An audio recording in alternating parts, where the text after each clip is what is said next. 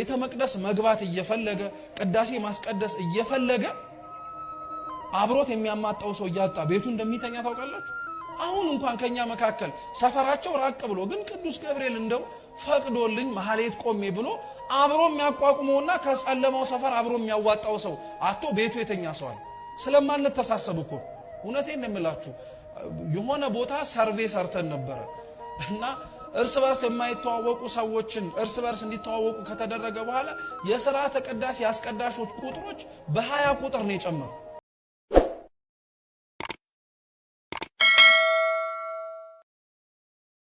ሃይማኖት እንደነሱ ነው በእውነቱ ማለት ነው።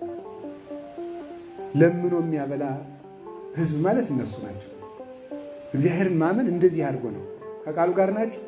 ይሁን እና ትልቅ ሰውን እግዚአብሔርን ሲፈሩ ሰውን ሲፈሩ ከዳኛ ፊት ሲቀርቡ ገና በቃ እንዲያርገው አደግድገው ይሄንን ታጥቀው ይሄ እግዚአብሔራዊ መልክ ነው። ክብር መስጠት ክብርን አለመግፈፍ ከማን የተማርነው?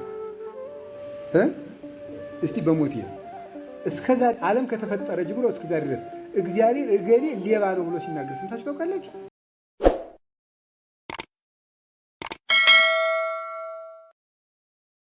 አለመታደል ሆኖ ጠበሉን ይወስዳሉ፣ ይጠጣሉ። ተቀምጠው ግን መረጋጋትና መማር አልቻሉም። ያሳዝናል። ይሄ ኦርቶዶክሳዊ ትምህርት አይደለም፣ ልማድ ነው። ስጋው ደሙ ትንሽ በባዶ ሆዳችን ላይ ቢቆይስ ምን ችግር አለው? ሄዶ ፍርፍርና ፓስታ ለመጫን ከመቸኮል ምን አለ ትንሽ እንኳን በደምና በስጋችን ቢቆይ ምን ችግር አለበት? ክርስቲያኖች፣ ለማንኛውም እኛ ሃይማኖታችንን እንወደዋለን እንጂ ሃይማኖታችንን ገና አላወቅነውም።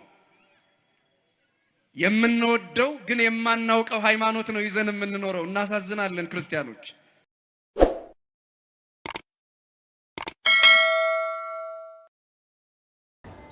ምድር የድሮ በረከት አልነበራትም። ጥሮ ግሮ ወጥቶ ወርዶ አፈር በልቶ ነበር በረከት የሚያገኘው። መድኃኔ ዓለም የረገማትን መሬት ራሱ ወርዶ ባርኮ በደሙ የባረካትን መሬት ልዑል እግዚአብሔር አምላክ በቀራንዮ ላይ ሰውና መላእክትን ከራሱ ጋር ደሙን አፍስሶ ስጋውን ቆርሶ አንድ ያደረገበት ቀን። እርሱ ሲሰቀል እግዚአብሔር አብ ነበር። እርሱ ሲሰቀል እግዚአብሔር መንፈስ ቅዱስ ነበር። እርሱ ሲሰቀል ደሙን ያፈሰሰ ቀዩ መድኃኔ ዓለም በቀራንዮ ነበር በጋዛ።